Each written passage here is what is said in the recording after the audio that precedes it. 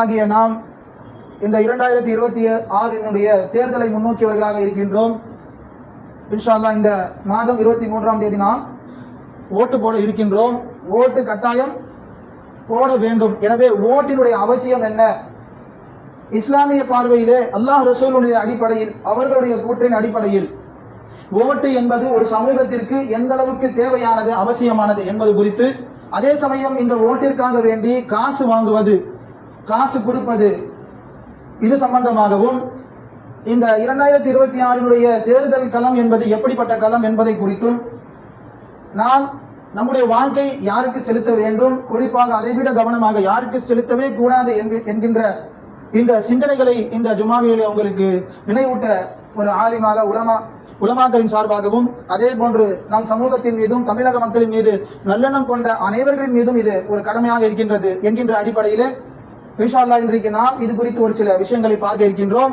ஆரம்பமாக ஓட்டு போடுவதின் அவசியம். ஓட்டு என்பது சாட்சி என்று சொல்லலாம். ஓட்டு என்பது என்ன? சாட்சி. நாம் ஓட்டு போடுவதின் மூலமாக என்ன சொல்ல விரும்புகின்றோம், நம்முடைய என்ன கருத்தை சொல்ல விரும்புகிறோம் என்று சொன்னால், எங்களுடைய இந்த நாட்டை நான் வாக்கு செலுத்தக்கூடிய இவர், இந்த கட்சி நிச்சயமாக ஒரு நல்லாட்சியை கொடுக்கும், எங்களுக்கு சாதகமாக நடுநிலைமையோடு நேர்மையாக நல்ல முறையில் இவர்கள் ஆட்சி செய்வார்கள் என்றுதான் அதுக்கு அர்த்தம். நம்ம யாருக்கு வாக்கு செலுத்துகிறோமோ அந்த வாக்கினுடைய அதோடைய அர்த்தம், அதோடைய விளக்கம் என்னவென்று சொன்னால் இதுதான். அப்போது சாட்சி சொல்கிறதற்கு சமம். அல்லாஹ் தஆலா குர்ஆனில் சாட்சி சொல்கிறத பற்றி சொல்லும் பொழுது, சாட்சி சொல்ல அழைக்கப்பட்டால் நிச்சயமாக நீங்கள் என்ன செய்ய வேண்டும்? அதற்காக சாட்சி சொல்ல வேண்டும். அப்படி சாட்சி சொல்ல மறுப்பவர் ஆசிமுன் கல்புஹு, தன்னுடைய உள்ளத்திற்கு பாவி, அப்படின்னா தன்னுடைய மனசாட்சிக்கு அவர் துரோகம் செய்து விட்டார் என்று அர்த்தம். சாட்சி சொல்ல மறுத்தவர் என்பவர் தன்னுடைய மனசாட்சிக்கு அவர் துரோகம் செய்து விட்டார், அநீதம் இழைத்துக் கொண்டார் என்று விளக்கம். அப்போ கட்டாயமாக நாம் நம்முடைய வாக்கை, நம்முடைய சாட்சியை யாருக்கு செலுத்த வேண்டுமோ அவர்களுக்கு செலுத்தியே ஆக வேண்டும். இதில் எந்த ஒரு மாற்றமும் இருக்கக்கூடாது. கட்டாயமாக நாம் என்ன செய்ய வேண்டும்? ஓட்டு போடணும். நம்ம இன்னைக்கு வீணான காரியங்களில் பல விஷயங்களுக்காக வேண்டி பல மணி நேரங்கள் காத்துட்டு இருப்போம். பாவமான செயலாக இருக்கலாம், அல்லது அந்த செயலின் மூலமாக நமக்கோ நம்மை சார்ந்தவர்களுக்கோ நம் குடும்பத்திற்கோ எந்த ஒரு பிரயோஜனமும் இருக்காது. ஆனாலும் நமக்கு பிடிக்குது அப்படின்ற ஒரே காரணத்துக்காக அதை நோக்கி பல மணி நேரங்கள் நிற்கிறோமா இல்லையா? அப்போது யார் இந்த வெயிலில், இந்த கோடை காலத்தில் கடுமையான வெயிலில் போய் எலெக்ஷன் பூத்தில் நின்று காத்திருந்து வரிசையாக போய் யாரை ஓட்டு போடுவோம், ஓட்டு போடுறவங்க போட்டுட்டு போகிறாங்க என்று நாம் பொடுபோக்காக இருந்துவிடக்கூடாது. இருந்தால் அல்லாஹ் சொல்வதின்படி, குர்ஆனுடைய ஆயத்தின்படி சாட்சி சொல்வதற்காக அழைத்து மறுத்து அநீதம் இழைத்தவர்கள், இவர்களை விட அநீதக்காரர்கள் யாரும் இருக்க முடியாது என்று அல்லாஹ் கூறுகிறானே, அத்தகைய அநீதம் இழைத்தவர்களாக நாம் ஆகிவிடுவோம். ஆக கட்டாயமாக நாம் ஓட்டு போட வேண்டும். ஓட்டு போட வேண்டும். பெருமானார் ஸல்லல்லாஹு அலைஹி வஸல்லம் சொல்லுவாங்க, உங்களை ஆள்பவர்களை நீங்கள் தேர்ந்தெடுக்க வேண்டும். நீங்கள் தேர்ந்தெடுக்க வேண்டும். அதாவது உங்களுக்கு பொறுப்பாக வர்றவங்களை நீங்கள் தேர்ந்தெடுக்கணும். அப்போது நம்மை ஆளக்கூடியவர்கள் தான் நமக்கான பொறுப்புதாரிகள். அப்போ அவர்களை நாம் நிச்சயமாக தேர்ந்தெடுக்க வேண்டும். தேர்ந்தெடுப்பதற்கான நம்முடைய உரிமை வாக்கு. அதே போன்று இந்த தேர்தல் அடிப்படையாக வைத்து, நம்முடைய நேஷனாலிட்டி அடிப்படையாக வைத்து, ஒவ்வொரு நாட்டினுடைய குடிமகனுடைய உயர்பட்ச, அவனுடைய அதிகபட்சமான உரிமையில் ஒன்று ஓட்டுரிமை. ஓட்டுரிமை மறுக்கப்பட்டால், ஓட்டுரிமை இல்லைன்னு சொன்னால் அவன் அந்த நாட்டுக்கே சொந்தம் இல்லாதவன், சிட்டிசன்ஷிப்பே இல்லைன்னு அர்த்தம். அப்போது நம்முடைய குடியுரிமை தான் நம்முடைய ஓட்டுரிமை என்பதை மனதில் வைத்துக்கொண்டு கட்டாயமாக நாம் ஓட்டிட வேண்டும். இன்ஷா அல்லாஹ் ஓட்டு போடுவீங்களா? கண்டிப்பாக நம்முடைய வாக்கை செலுத்திடணும். இதில் எந்த ஒரு பாரபட்சமும் இருக்கக்கூடாது. இப்போது இரண்டாவது செய்தி, இந்த ஓட்டிற்காக வேண்டி காசு வாங்கலாமா? ஓட்டுக்காக வேண்டி காசு வாங்கலாமா என்று கேட்டால் தெளிவான பதில், முற்றிலும் இது ஹராம். வாங்க வேண்டாங்க அப்படிலாம் இல்லை, வாங்கவே கூடாது, ஹராம். ஏன் ஹராம் அதை தெரிஞ்சுக்கணும்ல. இன்றைக்கி நம்மளே பெரிய மார்க்க அறிஞர்களாக விளக்கம் கொடுக்குறவங்களாம் மாறிட்டோம். ஏன்னா நம்ம காசு நம்மக்கிட்ட வருது, நாம் செலுத்துகிற வரி பணம் தானே நமக்கு வருது, அதை வாங்குறது என்ன தப்பு என்று கேட்கின்றோம். அப்படி அல்ல. ஒரு ஓட்டுக்காக காசு கொடுக்குறவன் என்ன நியத்தில் கொடுக்குறான்? அவன் கொள்ளையடித்த பணத்தை மீண்டும் பன்மடங்காக ஆக்குவதற்காக வேண்டி நம்மிடத்திலே நம்முடைய உரிமையை விலை பேசுகிறான். நம்முடைய உரிமையை விலை பேசுகிறான். யாருக்கு நீங்கள் ஓட்டு போட வேண்டும் என்பதை நம்ம நிர்ணயிக்கலை, நாம் முடிவு செய்யலை, அவன் கொடுக்கக்கூடிய காசு முடிவு செய்கின்றது. சையதுனா சுலைமான் அலைஹிஸ்ஸலாமுடைய காலம், அல்லாஹுடைய தூதராக நபியாக இருக்கின்றார்கள், மிகப்பெரிய மன்னராக இருக்கின்றார்கள். அண்டை நாட்டிலிருந்து அவர்களுக்கு ஏராளமான பொருட்களும் பரிசுகளும் வழங்கப்படுகின்றது. பயங்கரமாக இருக்குது. இன்றைக்கி கொடுக்குற மாதிரி 2000 3000 இல்லை, பல லட்சம் கோடிகள் நகைகளாக ஆபரணங்களாக வைடூரிய கற்கள் வைர கற்கள் இப்படி அப்படியே ஒரு படை முழுக்க குதிரை வண்டிகளோடு அனுப்பி வைக்கப்படுகின்றது அன்பளிப்பாக. இந்த அன்பளிப்புக்கு பின்னாடி என்ன இருக்குது என்று சொன்னால், நாங்கள் உங்களுக்கு முரணான ஆட்சி அமைப்போம், இஸ்லாத்துக்கு மாற்றமான அமைச்சு, ஏராளமான கருத்து இருக்குது, எங்கள் எல்லா கருத்துக்கும் நீங்கள் உடன்பட்டு ஆகணும் அப்படின்றத நிர்பந்தித்து சொல்லாமல் அன்பளிப்பின் மூலமாக சொல்வது. சையதுனா சுலைமான் அலைஹிஸ்ஸலாம் அவர்கள் தெளிவாக சொன்னார்கள், நீ என்னப்பா எனக்கு கொடுக்கிறது, அல்லாஹ் கொடுத்தது, ஃபமா ஆத்தானி அல்லாஹு கைருன், அல்லாஹ் எனக்கு கொடுத்தது தான் மிகவும் சிறந்தது என்று சொல்லிவிட்டு அப்படியே புறக்கணித்து அனுப்பி வச்சாங்க. அதன் மூலமாகத்தான் அந்த நாட்டை வென்று அவர்களையும் சுலைமான் அலைஹிஸ்ஸலாம் அவர்கள் முஸ்லீமாக இஸ்லாத்தை ஏற்றவர்களாக ஆக்கினார்கள் என்பது வரலாறு.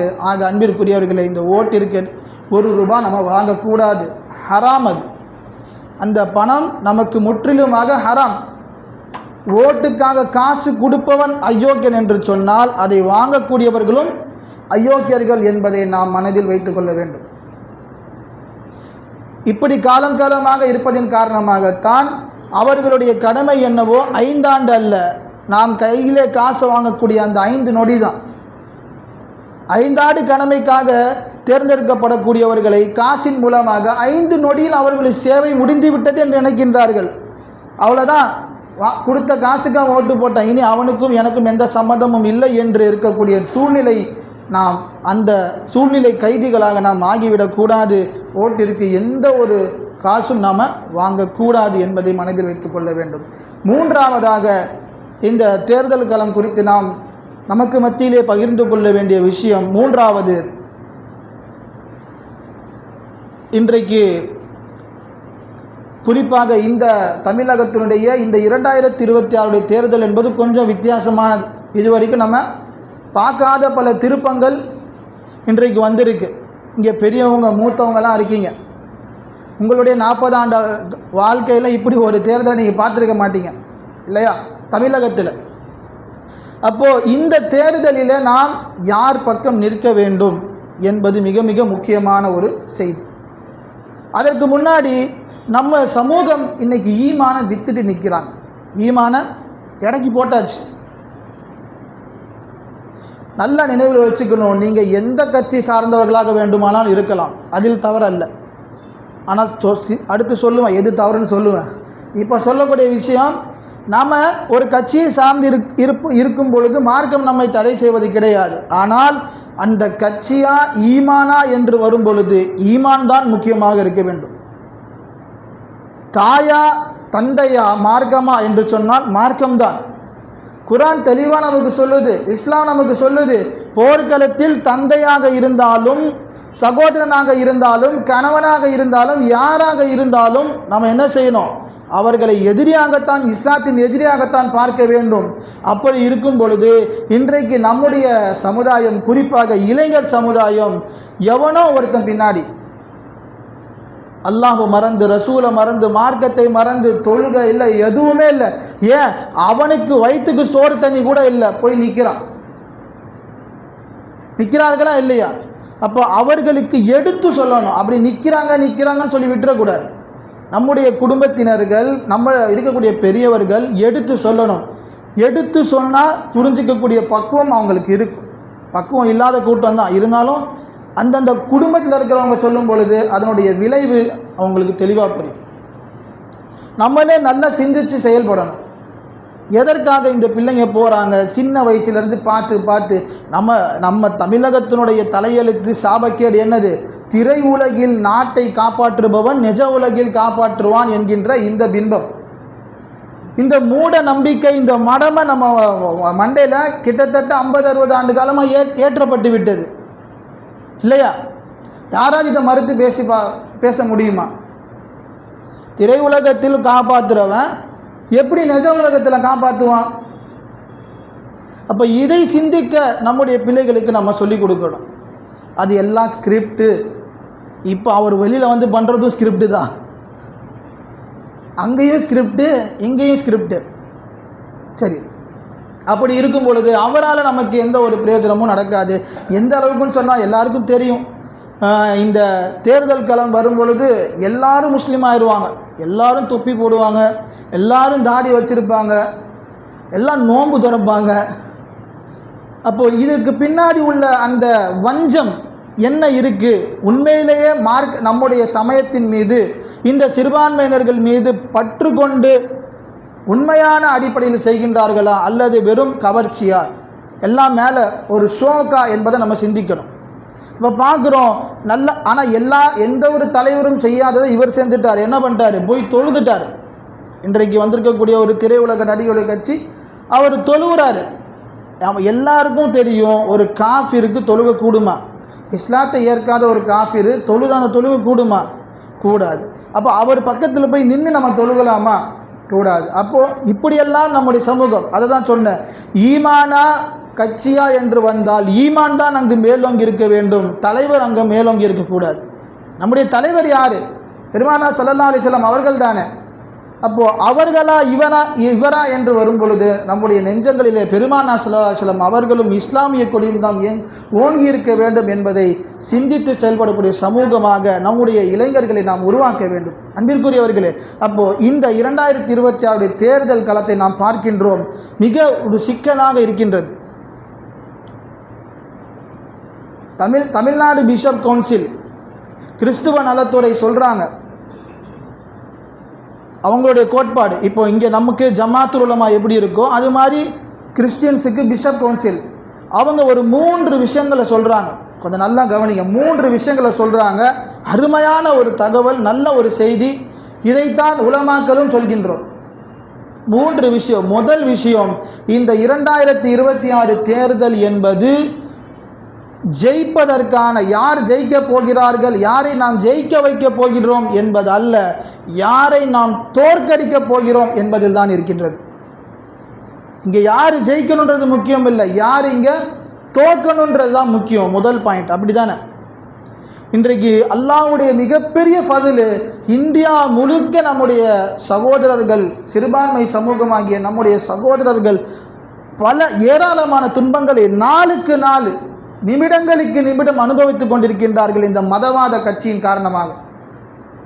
இப்போ இந்த மதவாத கட்சியின் காரணமாக எந்த ஒரு பின் விளைவுகளையும் அல்லது இவர்கள் ஏதாவது செய்யணும் நினைச்சாலும் அதை தடுக்கக்கூடிய சப்போர்ட்டோடு நமக்கு இன்றைய நம்முடைய இது ஜனநாயக கூட்டணி இருக்கின்றது என்று சொன்னால், அப்போது நம்முடைய ஆதரவு எதுக்கு இருக்கணும்?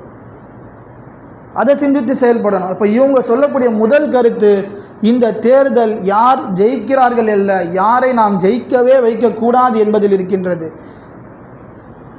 இரண்டாவது செய்தி அவங்க சொல்கிறாங்க. இரண்டாவது செய்தி, உங்களுடைய வாக்குகள் சிதறக்கூடாது. வாக்குகள் சிதறவே கூடாது. கொஞ்சம் சிதறினாலும் அந்த மதவாத கட்சி உள்ளே வந்துடும். ஆர்எஸ்எஸ் என்ன மதவாத கட்சினா யார் தெரியாது அவங்களுக்கு.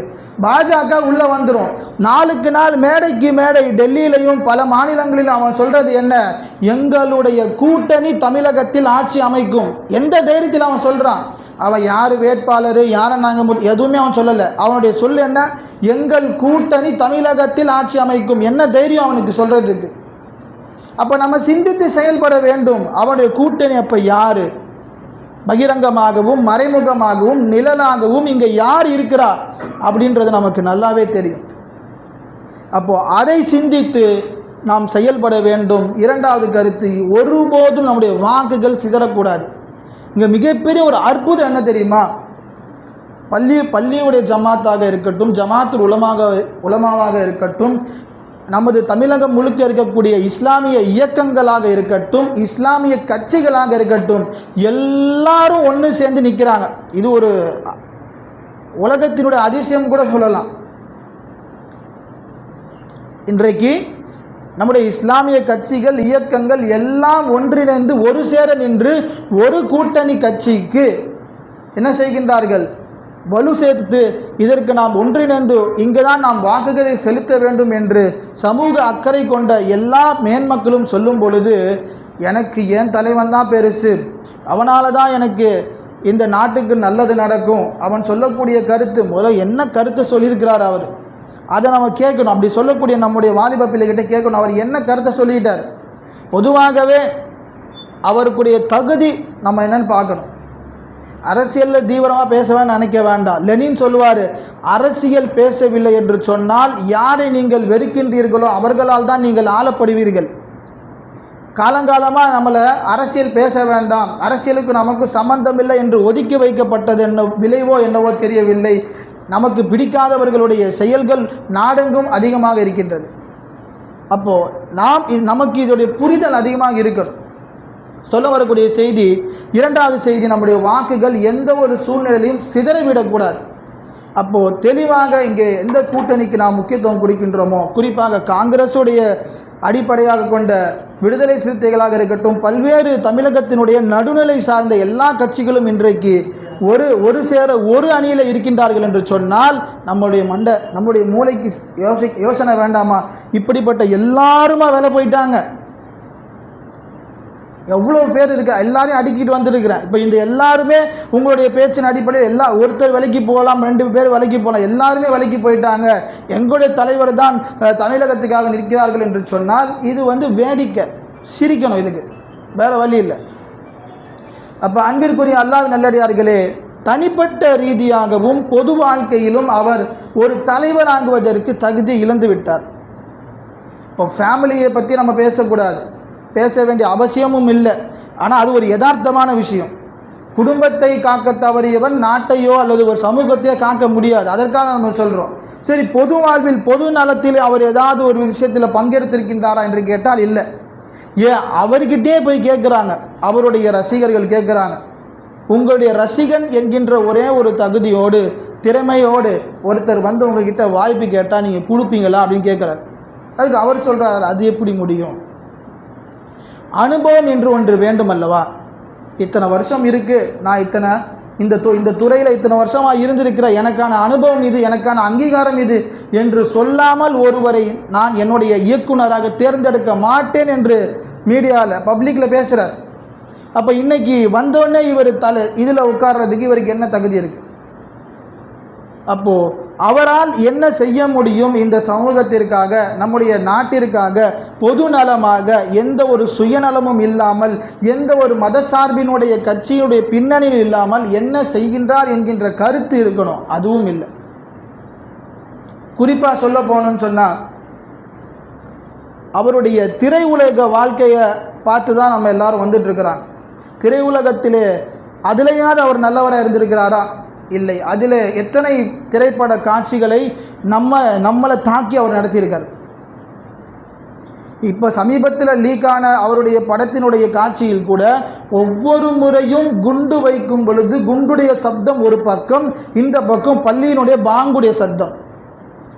எவ்வளவு ஒரு துணிவு, என்ன ஒரு துணிச்சல், என்ன ஒரு ஈனமான ஒரு குணம் தன்னுடைய உள்ளத்திலே நம்முடைய சமூகத்தை பற்றி இருந்தால் இது மாதிரியான ஒரு காட்சியை அவர் வைப்பார்.